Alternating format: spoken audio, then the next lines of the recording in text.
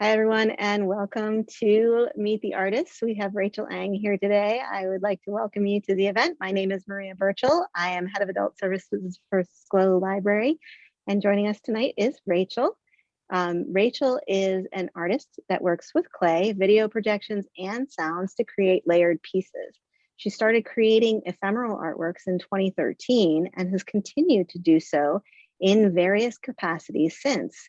Change, decay, and regeneration are central content to these artworks, in which the subject matter is our environment and our changing relationship to it. Welcome, Rachel. Thank you. Thank you, Maria. It's nice to meet you, Amy and Susan. So I welcome any questions that you have during this. I won't be able to see the chat when I'm sharing my screen, so you're welcome to speak up if you want me to repeat anything or go back to any slide. So I'm going to go ahead and share my screen now.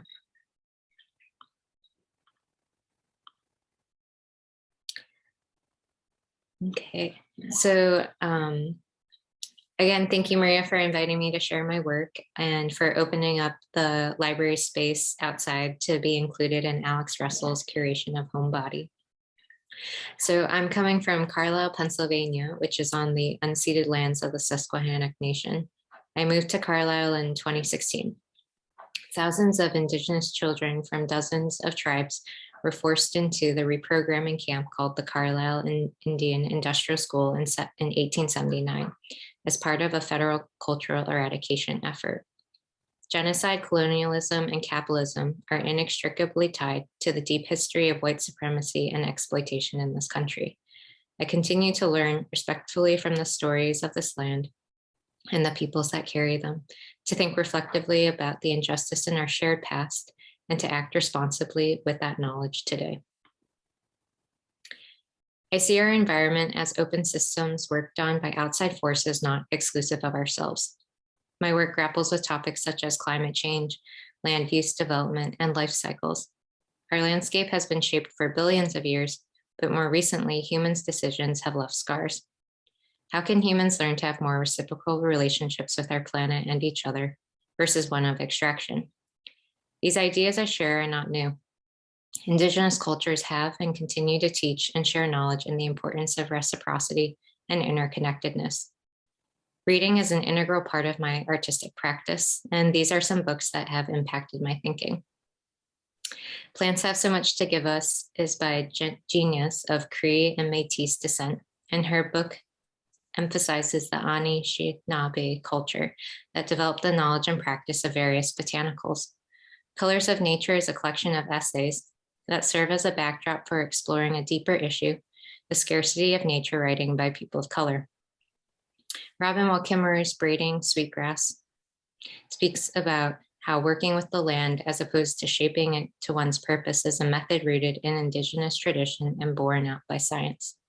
And Traces by Laurette Savoy, a woman of African American, Euro-American, and Native American heritage, explores how America's still unfolding history and ideas of race have marked its people and the land. These are some books that I finished more recently. Pollution is Colonialism, which is by Max Liboiron. And so this book is based more in a scientific research methods background, but I find a lot of the things are applicable to other fields in thinking about how in our fields we can either align ourselves with or against colonial practices.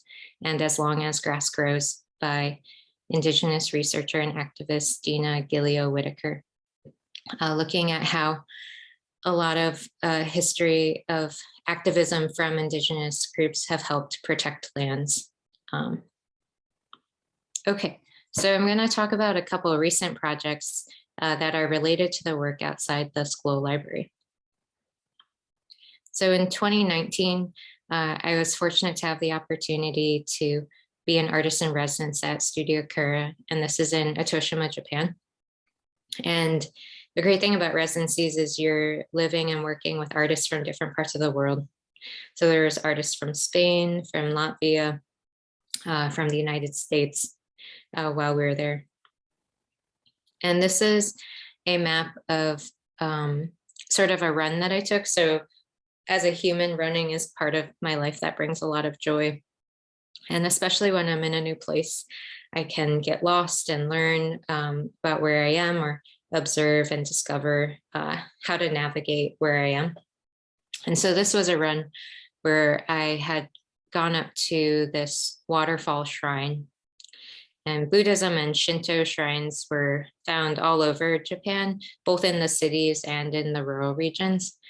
Shinto originating from Japan and Buddhism being brought from China. And historically, these two religions coexisted quite peacefully.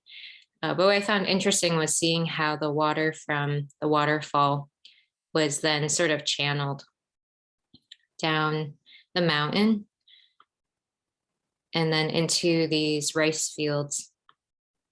And so thinking a lot about how as humans we groom our spaces or build in order for our efficiency and convenience.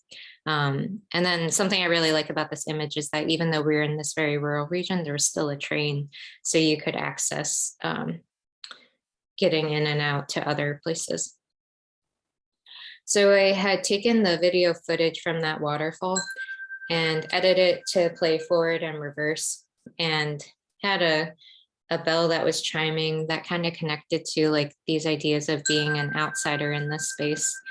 Behind the house we were living in, there was a bamboo forest that had a shrine higher up, and the bamboo was so dense that no sunlight could come through. And when it would hit itself with the wind, it had this hollow sound that kind of seemed almost like there was someone else there in the forest with you. And I don't believe in ghosts myself, but there's something maybe indescribable.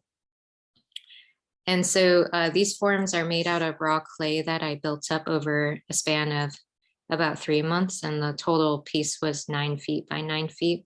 The forms reference fungi, lichen, organisms that help break down matter in our environments, things that might be overlooked or deemed gross. So I'm interested in what grows beneath like the dense tree canopy. These feelings of when water is washing over it, like creating this movement in a static object, that it could be on land or underwater, and thinking about how all life came from the oceans. And this is an image just for scale.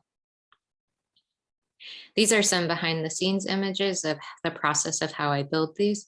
So I'll build the wet clay parts and put them in plastic bins, and then depending on the situation, if I have limited time for setting up, I'll build them onto these plexiglass sheets that then I'll put into the space and fill in the gaps.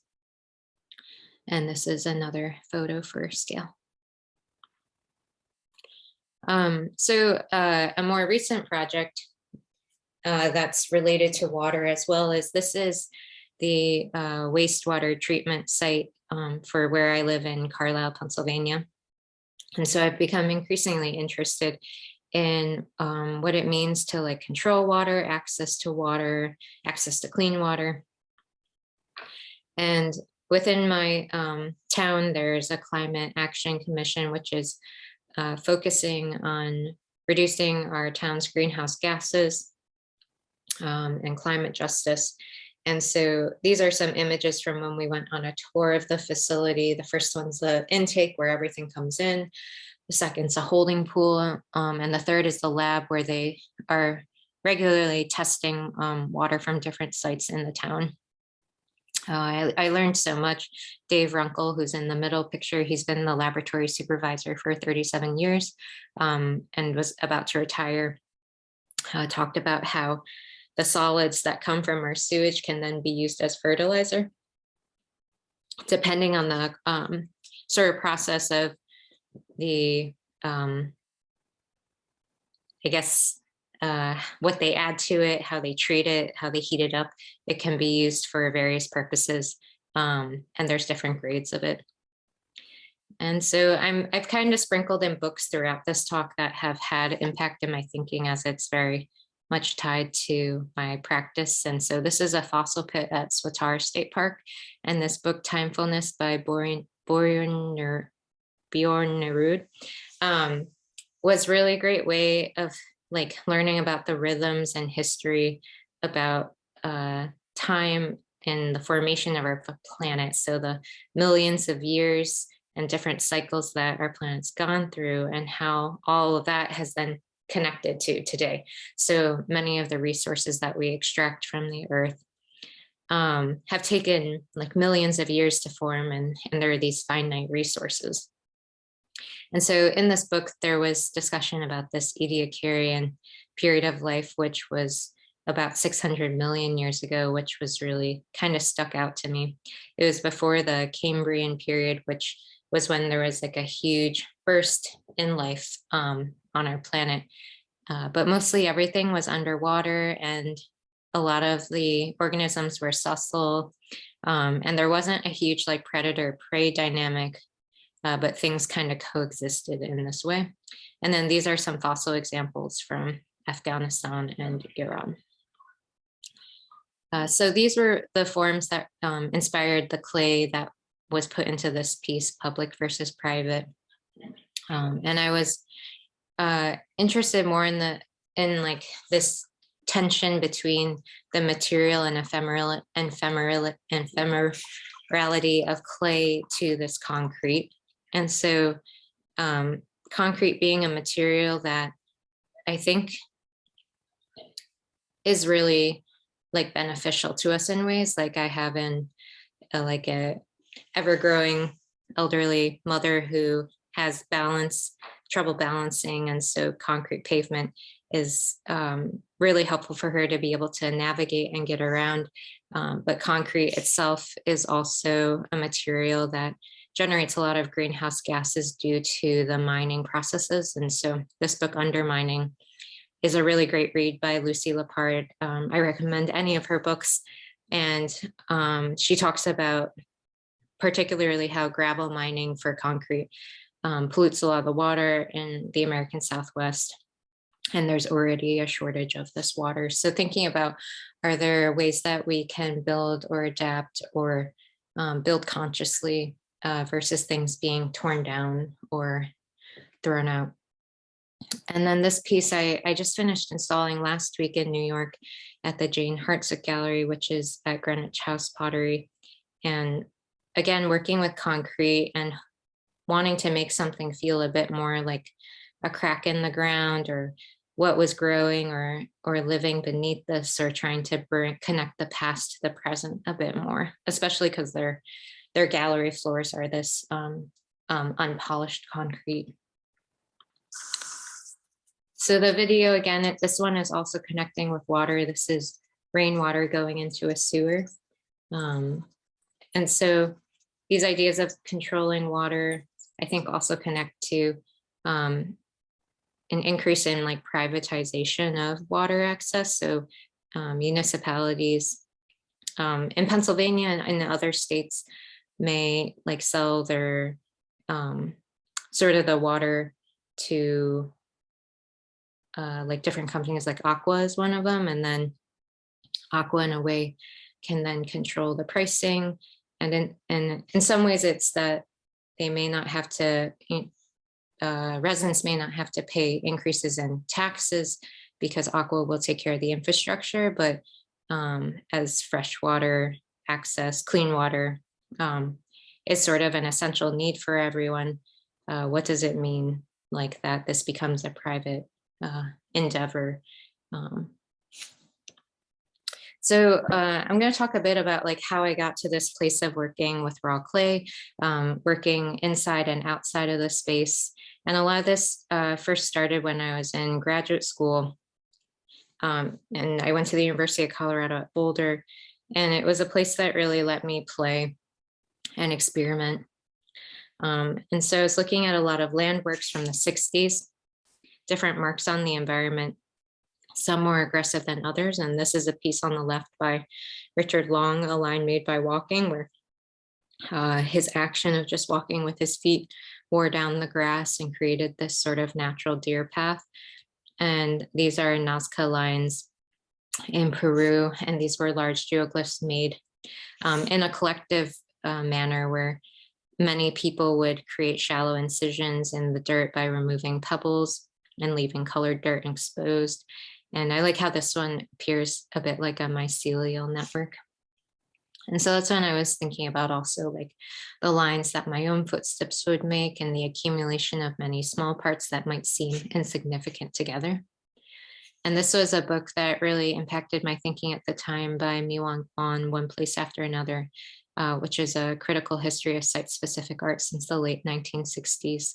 And she talks about how it emerged as a reaction to the growing commodification of art and prevailing ideas of art's autonomy and universality. And something that Mi-Won Kwon and Philip Kaiser did was curate this exhibition in 2012 called Ends of the Earth Land Art to 1974.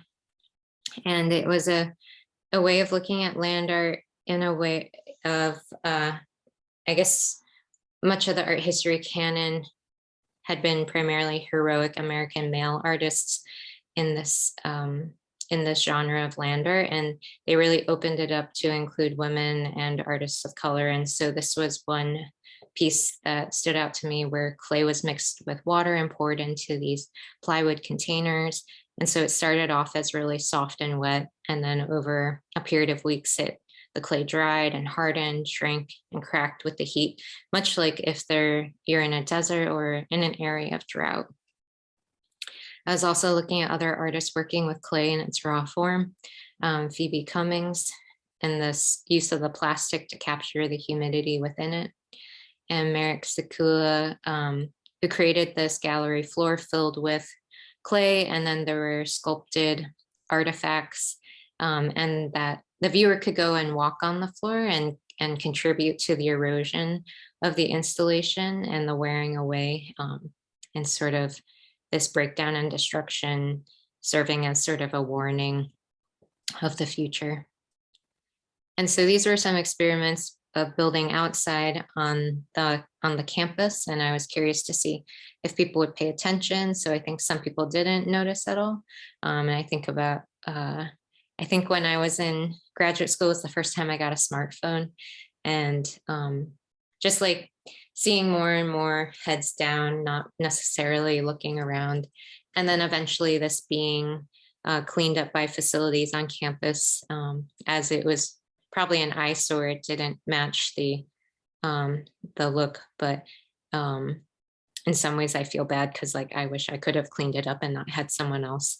But also realizing then it spurring me to look at what the campus had itself. And so here you can see Kentucky bluegrass growing, which is not commonly found in Colorado, as Colorado is prairie lands. And so this type of grass requiring a lot more water.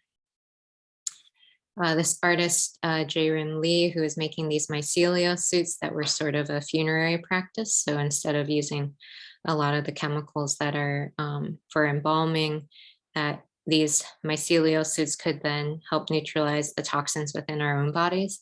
And this is a really great book I recommend, Entangled Life by Merlin Sheldrake, where he talks about the amazing abilities of fungi. They can like digest cigarette butts, TNT, they can control insects' minds. And then this was the first time I made a projection project with these forms. And again, interested in those organisms that recycle matter, creating somewhat of like a somatic experience where the water was a recording of myself standing in the beach.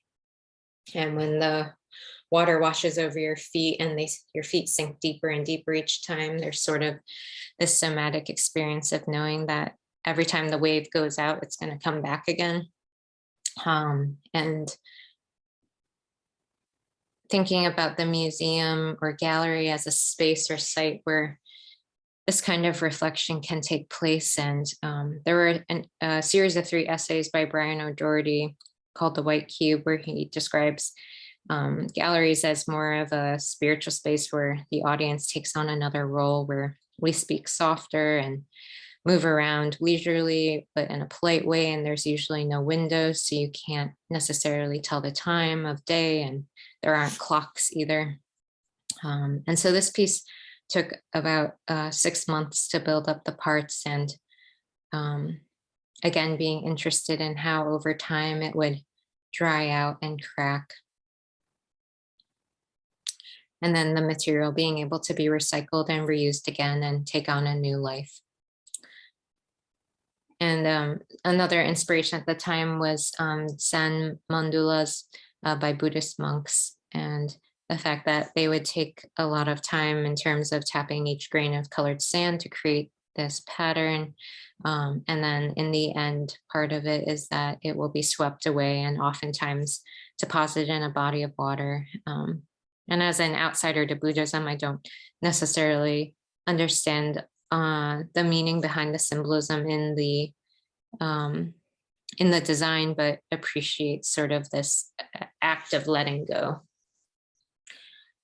And so Charles Simmons was another influence with his dwellings. And so he would build these little sort of like habitats in broken walls in New York, across the country, also inside galleries. And for him, they were these dwellings for imaginary people. But this idea of like responding to spaces outside. And then these forms also being connected to different types of mosses. So this is another book by Robin Wall Kimmerer. It's a really short read and I highly recommend it. It's kind of this amazing collection of sort of research she's done on the role that mosses play, and also them being composite organisms of algae and cyanobacteria, and the age of moss, like peat moss, which you can find at the hardware store for planting, how it's taken thousands of years to develop, and there are also huge carbon sinks in our world. So these are some more examples of building outside, where again I was looking a lot at our human-made landscape, like materials that we use to build, and thinking about what if these spores had landed into them and grown, and more thinking about what we use in our everyday sort of life to move around, what modes of transportation, and being able to build these outside and see them change with the weather, thinking about all living things kind of going through cycles and decay and breaking down, and clay coming from the earth, it being washed back into the ground, drawing attention to different areas of architecture, how we build.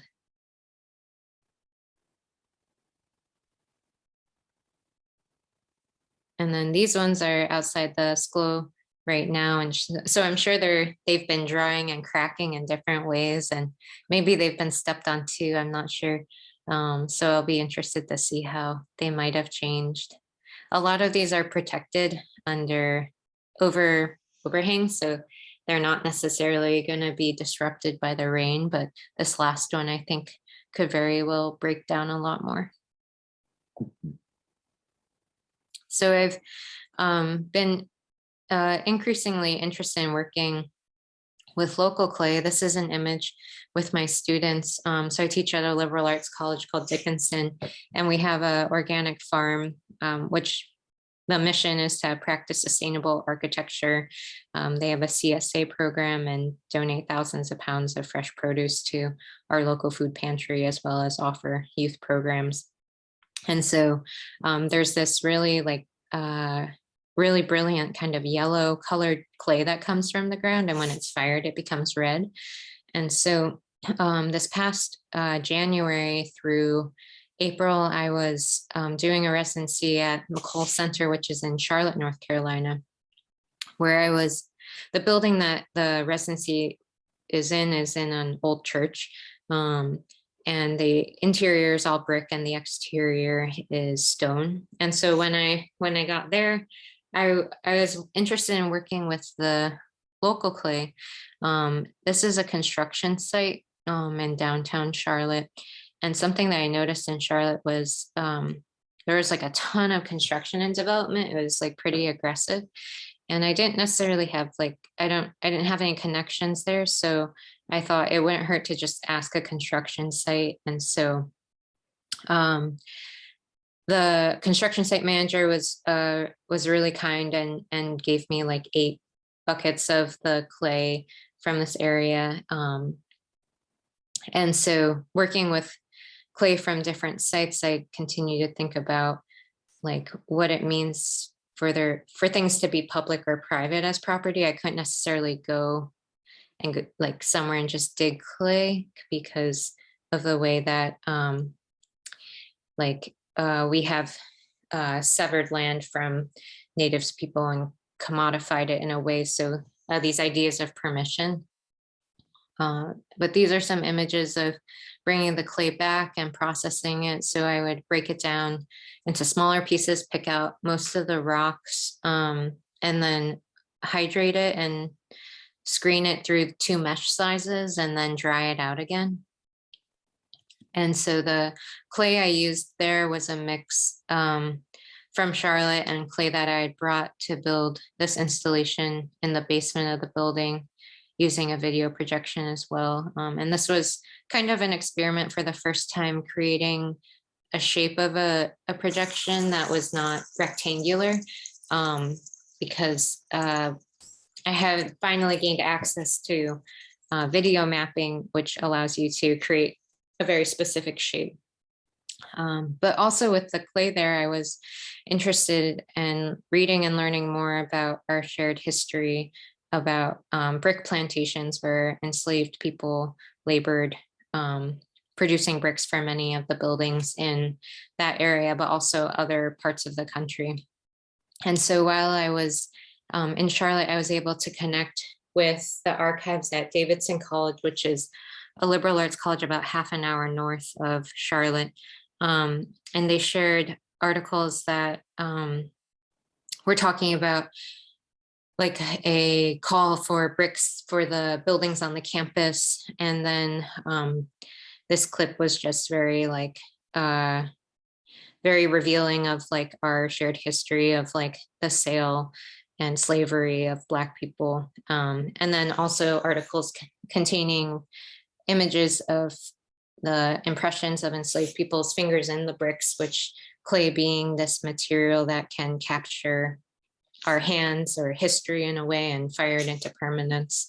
And so this kind of had me thinking more and more about the process of how things are made, the labor behind it, and the history of buildings.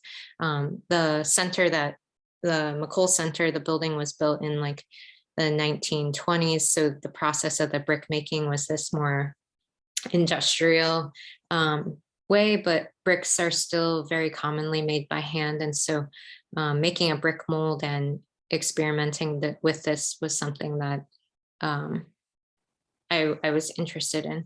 And so with the clay from Charlotte, I didn't feel like it was appropriate for me to bring it back. So I started sprouting these seedlings on the right of a pink molly grass on the top layer of the clay. And it was a seed, a grass that could grow in a sandy clay condition, and it wouldn't spread beyond its reach. And so I'm curious to see how this piece changes over time I'm sure it will look pretty ugly for a little while, but maybe having something regenerative or grow from this material. And then I'm just going to end with a book that I'm reading now, which is The New Politics of the Handmade, Craft, Art, and Design. And as an artist that works with clay, it's a material that can fall into craft, art, design.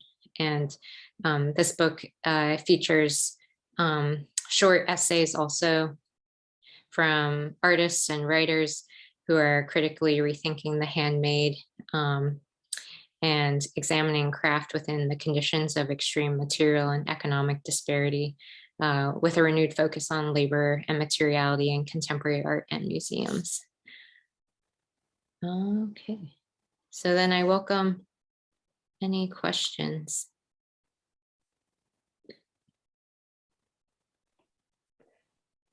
I don't know that I have a question, Rachel, but I'm just enamored with your approach and the breadth of your art.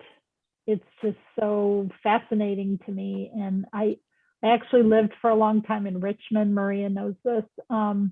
that our soil there was so filled with clay. Mm. And so as you were speaking, before you got to your North Carolina, experience, I was thinking Richmond is a very rich area in terms of history and art.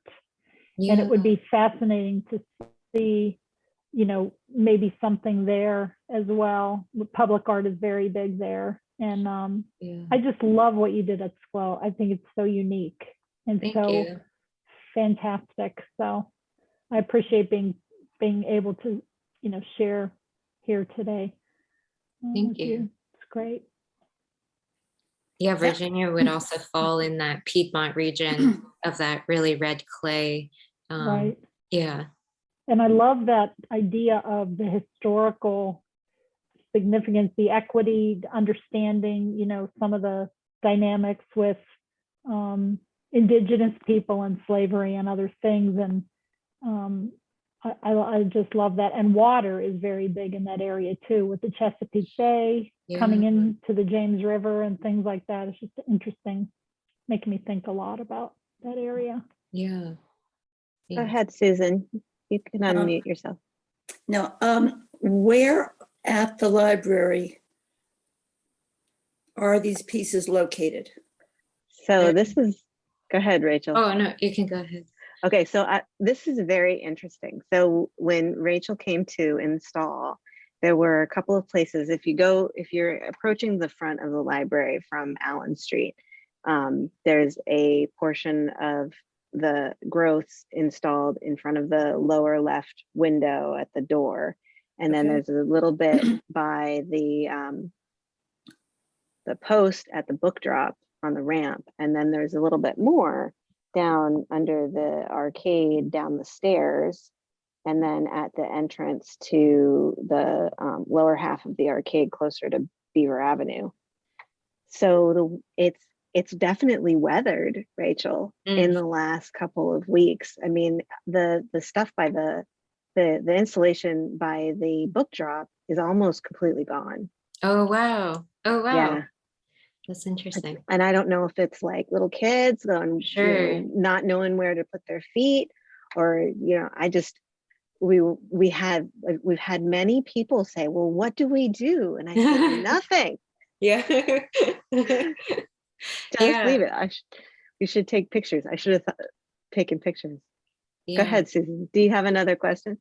Well, I just realized I'm going to have to get down there pretty soon. It is temporary. Before it disappears. But also the soil in, at least in Park Forest, has a lot of clay. So I don't know if that's a Center County thing or not. Yeah, I would imagine their clay can be found. It's very abundant. Like it can be found in a lot of parts of the world. And I think that's why we see pottery all over the world, and its use is very common. I haven't worked with the clay in Centre County before, but I would not be surprised if there's clay there. I wonder if it's the same color as the clay in Carlisle. Yeah, I don't know. Yeah, these are when I wish I was a geologist or something, and I knew more about how things are laid out in the United States or in Pennsylvania. So I have a couple of questions for you too, Rachel. You were talking about the books that inspired you, but can you tell us a little bit about the artists that inspired you? Like, how did you end up working with clay? Yeah. So I went to Penn State for my undergraduate, and I'd always done art, and I had always taken a lot of science classes when I was in high school. And I really thought I was going to kind of do drawing and painting. And I had applied for the BFA in the drawing and painting, and I was rejected. And I had taken I know it was the first time I was taking a clay class, and there was something that really connected in the tactility of the material, like the directness of working with your hands. And it was kind of a really different process than painting for me, because I feel like painting had been very planned out, like how I was going to layer things in terms of color. And there was something a bit more freeing about working with clay. And it might have been also because I was new to the material, so there were more discoveries. And so I think the faculty in the program at the time really kind of encouraged me, which I didn't have much confidence in working with it. And so that kind of really helped spur my connection to the material. And also there was a really strong community, because a lot of the facilities for working with clay are shared, because even historically, like to have your own kiln was a huge sort of resource. It takes a lot of people in the past to fire a kiln, because it would be fueled by wood and you would have to share that labor. And so there was kind of just, I guess, this sense of sharing in general, which was really, really nice, as artists can work in isolation, much like scientists, but at a certain point you want to be able to share what you're doing. As in most fields, I think writers too.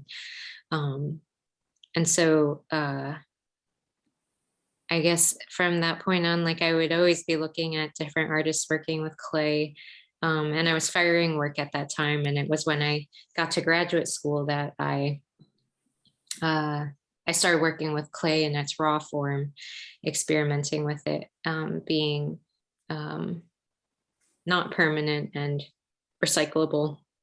And so some of the artists I included that were working with raw clay were really inspirational in that way. And a lot of land artists, and I guess like, yeah, I think like it's a mix of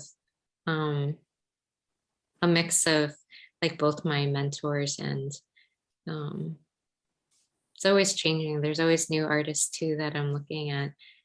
Adrian Villar Rojas is another artist who works with raw clay and creates these really massive installations.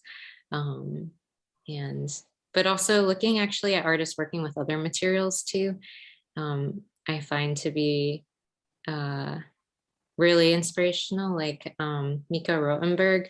She works with video actually as like a main media, but she has this really great way of using different materials to evoke different tactile sensations, and they might be really synthetic, like some sort of colored jelly mold, or marbles or pearls, but a lot of the videos have this surrealness but connect to the process or labor behind where they come from in this revealing way, which it's almost like the surrealness that is fabricated in the video connects to the surrealness of how these things can happen in actuality, like in reality.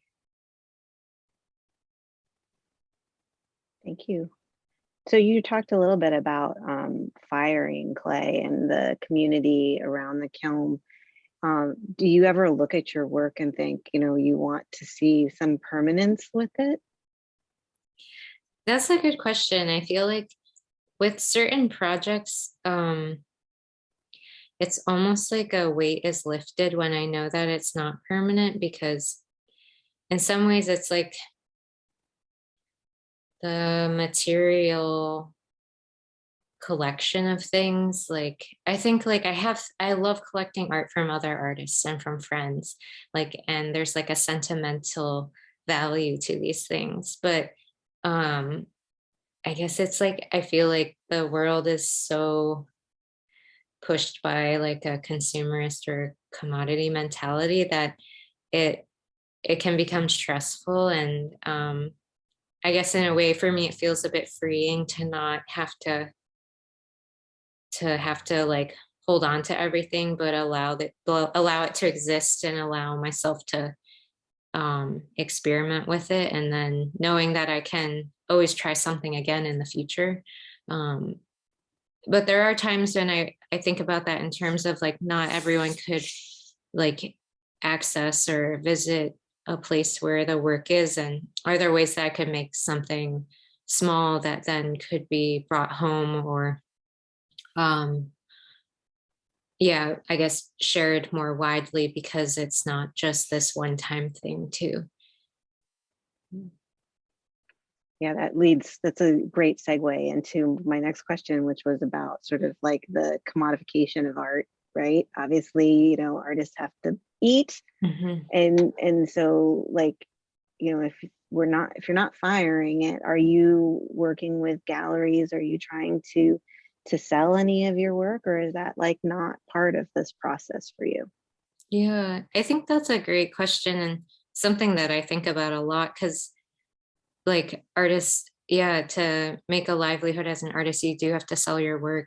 And um, I think if people want to buy art like that's made by someone and that has like questions or brings up questions or stories or like that seems better to me than like I don't know, like some luxury car or like, I don't know. Like it seems like something that can like retain part of our culture, or speak to our culture and time and um, add value to people's lives. As I do think we are impacted by what surrounds us and if we grew up in concrete blocked walls, it would be very different than if you could surround yourself with things that kind of um, have connections or make you question or be critical. And I think for myself, I haven't pursued like um, a lot of selling because I'm fortunate to be able to teach and make without the concern of like having to sell my work to pay for living. But yeah, so I guess it's a mix. And I think that comes up in that book, The New Politics of the Handmade, and talking about also like platforms like Etsy and things that maybe were originally started for handmade things. But when you go on, I think I went on Etsy recently because my mom was looking for a new watch band, and a lot of it being, I think, like uh, industrially produced or commercially manufactured. And yeah. I think our community really lucked out with having your work installed here, because I mean, like, it's because it is sort of transitory, we get to enjoy it while it's here, and maybe take some pictures to remember it by. But yeah, Etsy is an interesting beast, isn't it? I mean, it's like trying to find the original artists there. You have to almost know somebody who knows somebody.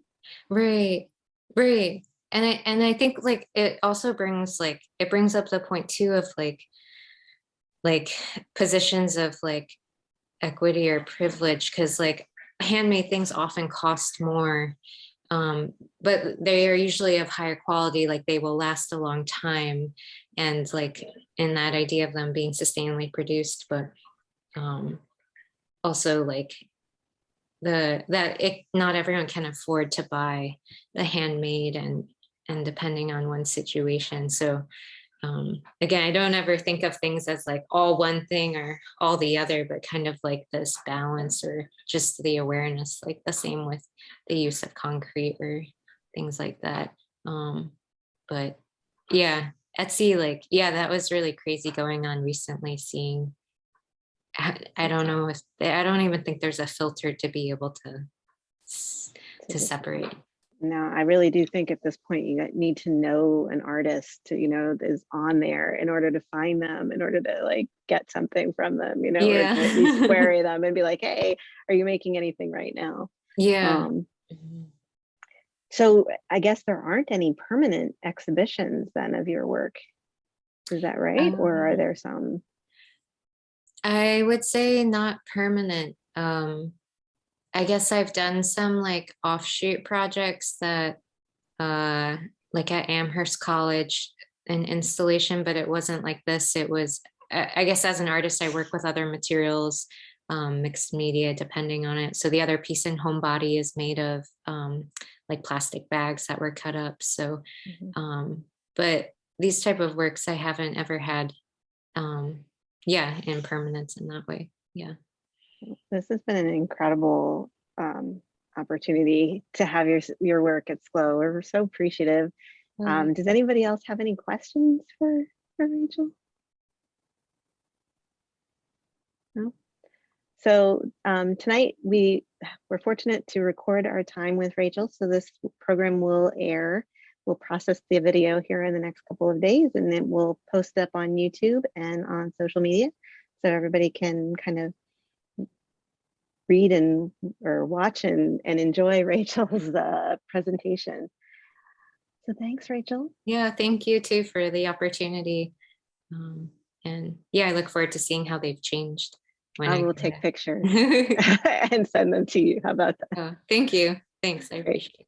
Thanks, Rachel. Have a good night, everybody. Bye. Bye.